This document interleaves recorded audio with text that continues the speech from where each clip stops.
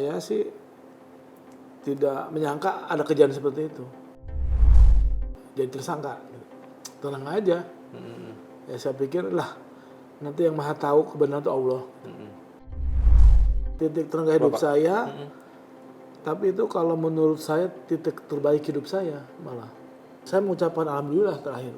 Saya bisa masuk penjara alhamdulillah. Ya jangan terlalu membanggakan jabatan lah. Itu ya Pak ya. Biasa aja. Karena itu sementara. Nah, dulu kita jaga bupati orang hormat-hormat. Setelah terpuruk orang minggat. Dan sekarang hormat-hormat lagi biasa aja. Jauh jalani aja. Jalani aja. Kita juga waktu ketika istilahnya tidak menjaga tanggung juga belum berpikir. Jalani aja lah. Jalani apa yang terbaik. Yang penting saya bisa lakukan yang terbaik aja.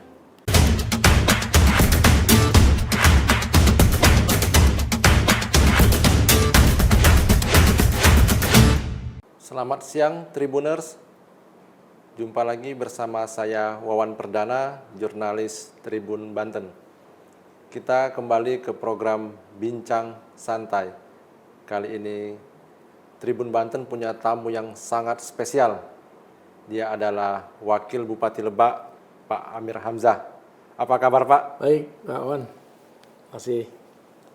Pak Amir Hamzah akan bercerita banyak mengenai pengalaman hidupnya dan boleh saya katakan Pak Amir Hamzah jadi politikus tulen ini.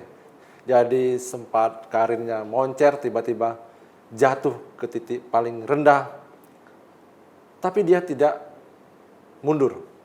Bahkan dia bisa bangkit lagi dan sekarang menjadi Wakil Bupati Lebak berpasangan dengan Pak Hasbi. Ya, Jayabaya. Oke, Pak, ini sibuk sekali ini, maaf ganggu waktunya.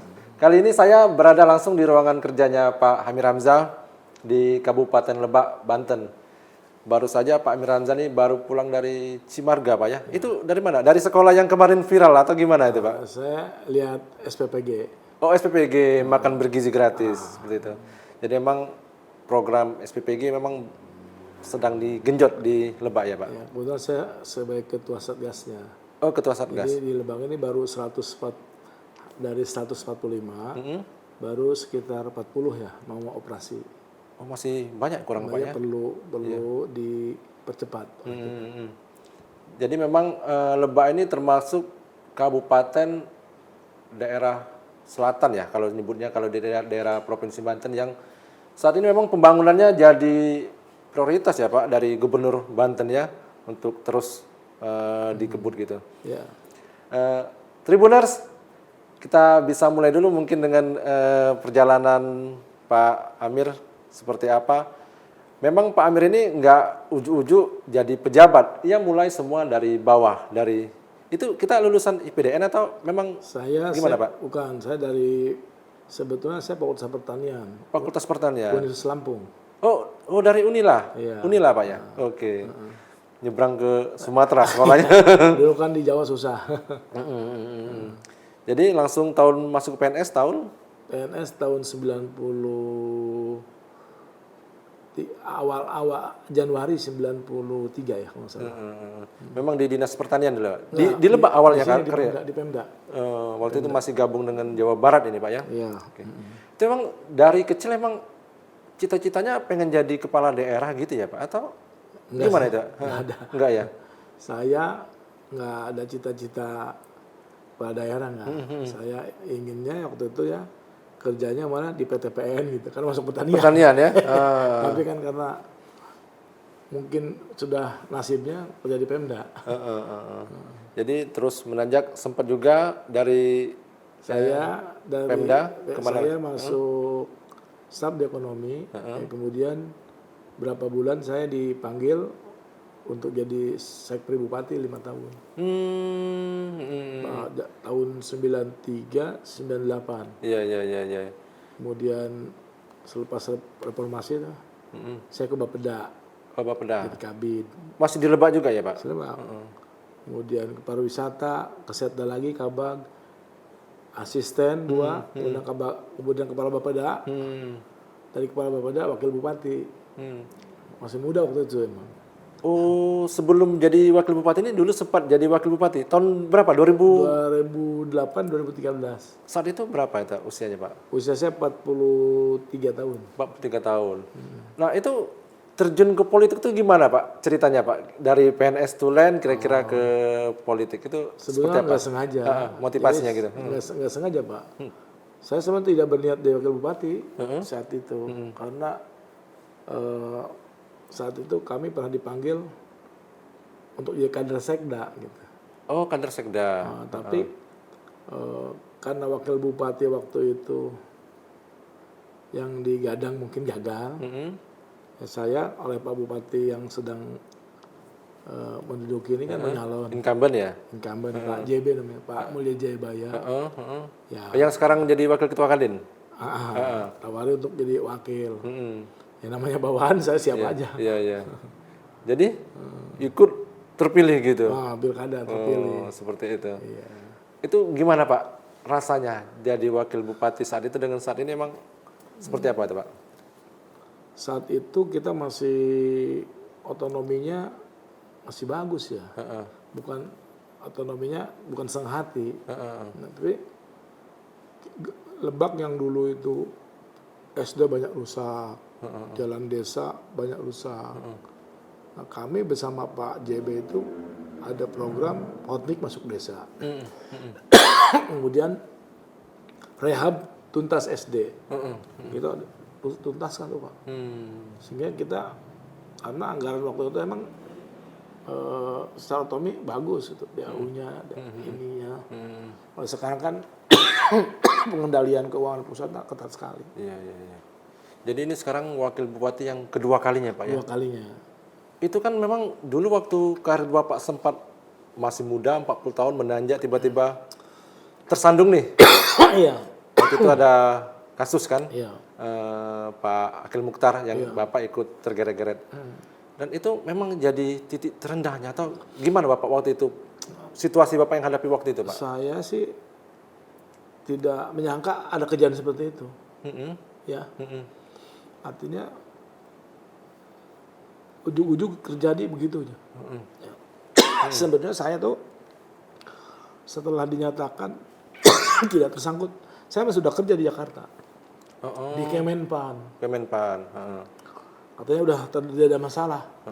Tapi kesini panggil lagi. Panggil lagi.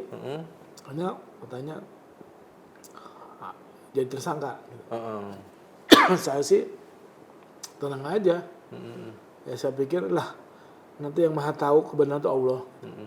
Saya hadapi aja. Jadi waktu itu di sidang vonis sempat masuk penjara, tengah. Berapa tahun? 3 tahun 5 bulan saya. Waktu itu jadi titik terendah. Titik terendah hidup Bapak. saya. Tapi itu kalau menurut saya titik terbaik hidup saya malah.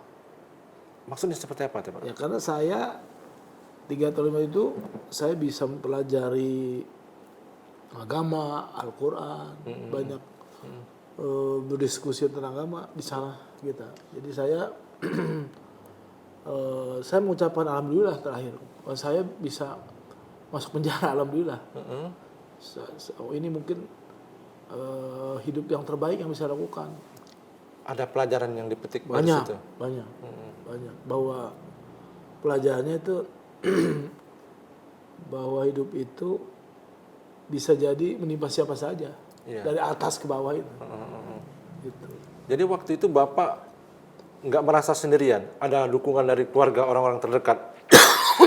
Sehingga kita bisa melewati cobaan ini? Iya, insya Allah. Seperti itu. Ya waktu itu kita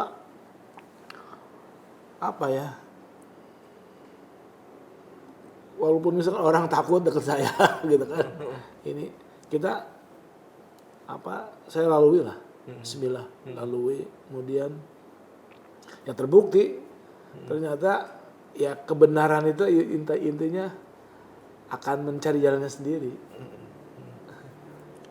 Setelah dari situ langsung ikut ke Saya 2020 saya keluar.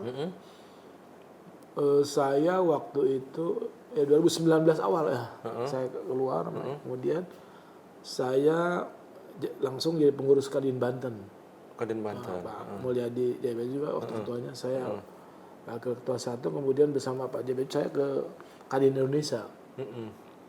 Di Kadin Indonesia, kemudian saya juga tidak saya bercita-cita menyalon gitu. Saya juga realistis. Iya.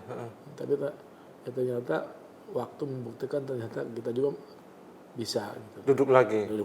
Wakil bupati. Jadi emang garisannya seperti itu, Pak ya. Iya. Jadi rasanya kadang-kadang orang itu kalau dikasih musibah, cobaan, kalau kita punya mengambil sudut pandang lain, artinya bisa jadi kekuatan ya Pak untuk bangkit seperti itu. Iya. Jadi kan tergantung kita melihatnya Pak. Kita terpuruk, kenapa menangis? Gitu. Saya walaupun ada di sana, tidak pernah saya minta tolong orang. 3 tahun dulu Pak ya. Kami saya telan sendiri lah semuanya. Sekarang menjadi lebih kuat. Jadi setelah adanya kasus itu artinya sekarang lebih plong jadi bekerja gitu. Artinya saya sekarang artinya banyak pelajaran. Artinya bahwa ya jangan terlalu membanggakan jabatan lah. Itu ya Pak ya. Biasa aja. Karena itu sementara. Nah, dulu kita jaga bupati orang hormat-hormat. Setelah terpuruk orang minggat. Dan sekarang hormat-hormat lagi biasa aja. Oh, seperti jadi kita melalui semua itu Pak ya. Jadi bukan orang baru gitu ya. Enggak sesuatu yang aneh. Iya. Itulah kehidupan dunia. Sempat ada rencana untuk mungkin ke panggung lebih tinggi lagi di politik, misalnya ke Senayan atau seperti apa? Saya sih jalani aja Pak. Ini belum berpikir lebih jauh, jalani aja. Jalani aja. Kita juga waktu ketika istilahnya tidak menjabat apa juga belum berpikir. Jalani aja lah. Jalani apa yang terbaik. Yang penting saya bisa lakukan yang terbaik aja. Besar di Lebak dan saat ini bersama Pak Asbi memimpin Lebak. Sebenarnya apa sih Pak potensi Lebak nih Pak yang bisa membuat kita Bapak lebih aku nih seperti belum ketemu nih, ini mestinya lebih baik lagi gitu yang diterima masyarakat Lebak seperti itu. Jadi kalau kita lihat ya di Banten itu kan Lebak paling besar wilayahnya. Iya. Hampir sepertiga. Sepertiga Banten. Kemudian Lebak ini kata lihat dari IPM gitu kan. Ya dengan Pandeglang 11-12 lah. Dengan Pandeglang. Rendah gitu ya. Kemudian laju pertumbuhan ekonominya juga Pandeglang 1,44, kita 2,11. Emang kita lebih unggul dari Pandeglang. Tapi jangan membandingkan dengan Pandeglang dong. Dengan yang lain. Nah kita ini wilayah paling luas, potensinya ada, tapi secara fiskal rendah. Mungkin itu hambatan kita membangun. Luas wilayahnya banyak, jalannya banyak, jalan desa banyak, tanggung jawab banyak, penduduk tersebar, tapi fiskal rendah. Nah, ini tantangan buat kita. Gitu. Makanya laju pertumbuhan ekonomi kita rendah. 2, sekian tadi. 2,11. Makanya caranya kita mungkin bagaimana dengan infrastruktur Lebak yang semakin maju sekarang. Ada jalan tol. Ya. Kereta nih Pak, stasiun lagi. Ada kereta di benahi itu. Ultimate kelas A. Nah saya rasa ini peluang kita untuk meningkatkan laju pertumbuhan ekonomi di Lebak. Jadi kita bukan hanya jual ekstrak sumber daya alam, tapi menjual produk yang sudah dihilirisasi.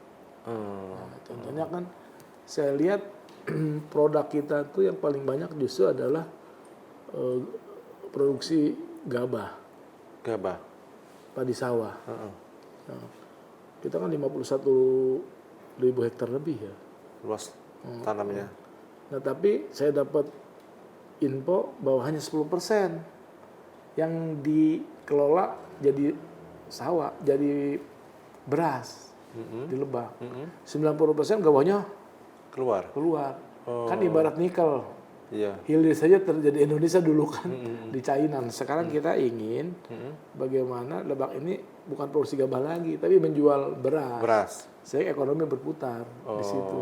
Jadi didorong untuk pendirian pabrik-pabrik beras ini, Pak. Ada industri pangannya lah.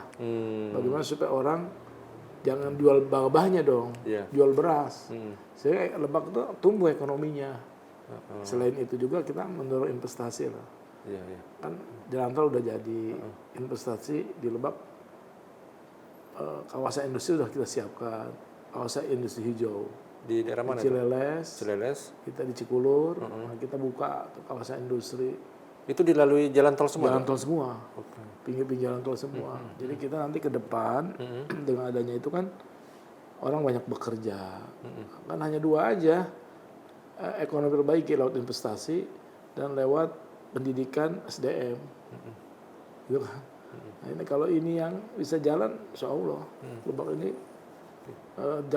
jangan jadi daerah tertinggal lagi gitu. Nah, ini peluangnya ada sebetulnya. Artinya kabupaten ini bisa bersaing dengan kabupaten lain di Pulau Jawa nih, Pak ya? Nah, saya yakin nih Lebak 5-10 tahun akan datang bisa ngebut. Jalan tol sudah selesai. Stasiun ultimate. Cuma ya sayang aja sekarang transfer daerah kan dana bagi hasil dipotong 118 miliar di 2026. Kita kemarin tidak dipotong aja sempoyongan. Iya, apalagi dipotong. Nah, sekarang tinggal mabok. Ya enggak, artinya usaha harus lihat juga yang harus diefisiensi itu yang dipotong itu daerah mana. Ya. Kalau yang daerah fiskalnya rendah beri kesempatan lah membangun, kita dituntut membangun, tapi duitnya diambil gimana? Apalagi ada daerah yang mengandalkan transfer dari pusat kan. Ada daerah yang PAD-nya mandiri gitu ya, Pak ya, seperti itu. Kita kan punya tanggung jawab besar Lebak ini mengamankan hutan. Sepertiga luasnya Banten. Ya. Nah, kita kan kalau mau jujur Lebak ini aja penjaga hutan, Pak. Konservasi, air, oksigen.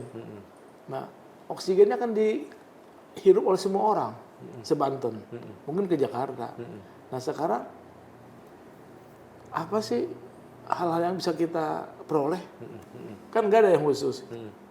Gitu. Jadi kamu jadi konservasi, kamu pelihara air, pelihara oksigen, pasti tidak pernah ada penghargaan dari Kementerian Keuangan buat daerah-daerah yang hijau kasih penghargaan, nggak ada, sama aja. Makanya kami akan tertinggal dari kapanpun. Nah, untuk kawasan investasi tadi seperti apa nanti, Pak? Guide investornya, Pak? Sekarang udah mulai datang lah sekitar 12 perusahaan. Ada peruntukan khusus nggak ini? Ada di Cileles. Ada sekitar 3.000 lebih Cileles itu. Green industri tadi ya? Kita green industry artinya industri masa depan itu kan akan mengandalkan bahan bakar non fosil. Energi baru terbarukan lah istilahnya, EBT. Nah, inilah yang kemarin juga ada di Sawarna udah mau mulai investor masuk. Sudah MOU atau baru penjajakan? Sudah MOU di Banten Investment kemarin, Pak Gubernur 41 triliun kalau nggak salah untuk membuat energi baru terbarukan di Sawarna. Nah, ini kan di Lebak juga nanti industri masa depan, nggak seperti pengalaman sekarang bahwa jadi daya industri kotor. Nah, kita tidak. Oke. Sekarang ini yang sering dilihat di Lebak ini adalah stasiunnya nih, Pak.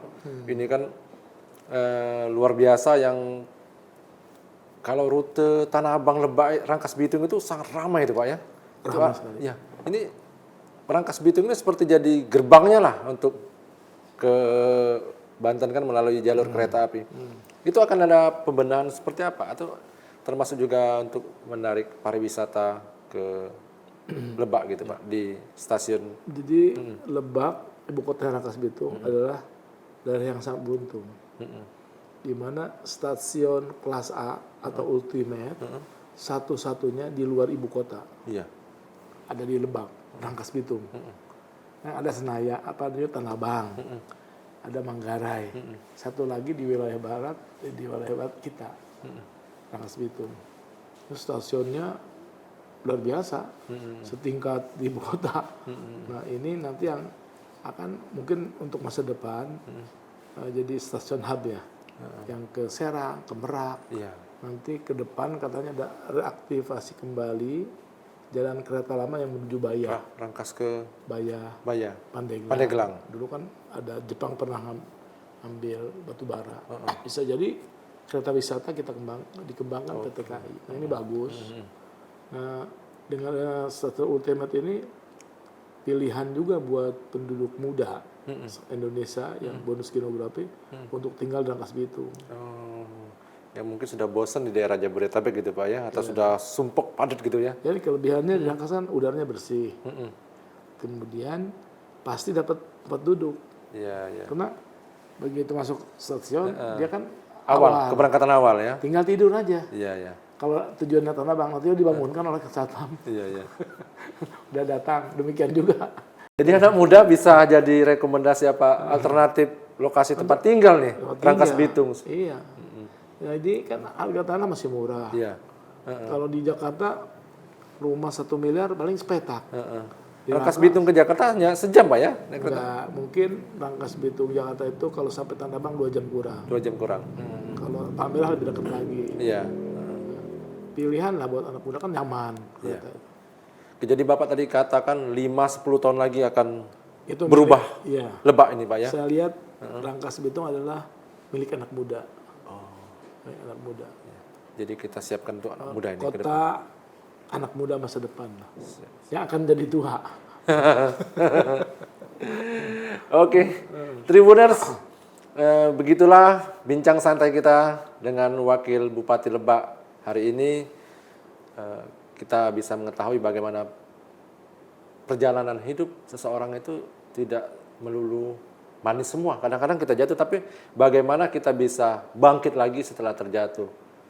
Semoga menginspirasi obrolan kita kali ini. Sampai jumpa di program Bincang Santai dengan tamu spesial lainnya. Tonton hanya di YouTube Tribun Banten. Terima kasih Pak Wakil Bupati, Ya, Pak Amir terima Hamzah. kasih, Wawan. Sukses terus. Ya, sama-sama. Terima kasih.